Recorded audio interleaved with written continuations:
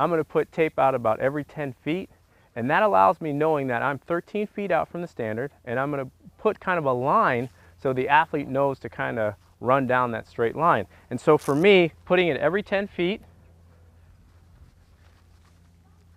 I'm setting parameters for the athlete to follow as they establish their approach.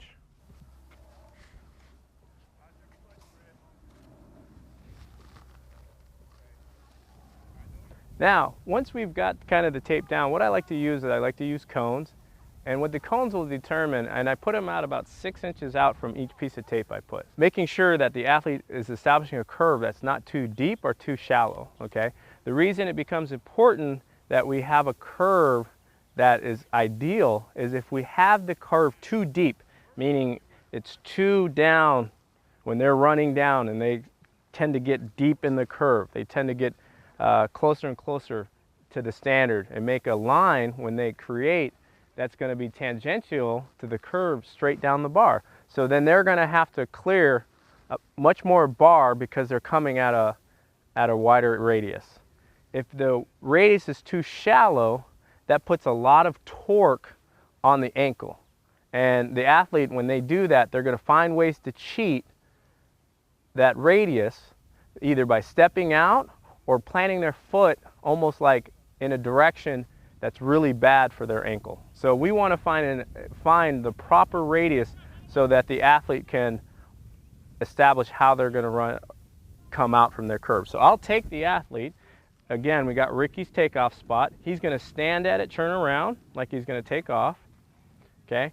And I'm going to alter the athlete on how I want him to run his radius. So this is a nice angle for Ricky to come in as he's jumping. He's right at the right radius to where he can create a nice line that's tangential to his curve, his radius, that travels only a short part of the bar. And so it's not too much torque on his foot. It's not too deep where he travels down the bar. It's not too shallow where he puts a lot of torque on his ankle. So this is the ideal spot I really want roughly for the athlete, okay?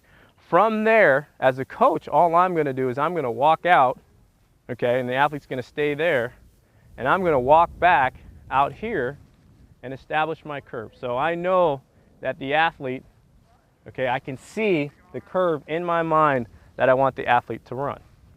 So I'm going to use these cones to make sure that the athlete's running a radius that's ideal for what that he or she needs. And so I'm just establishing because I'm able to see the athlete, I'm able to see what angle they're coming at, and then I'm going to be able to hit and the athlete to run from that 13-foot radius that we established.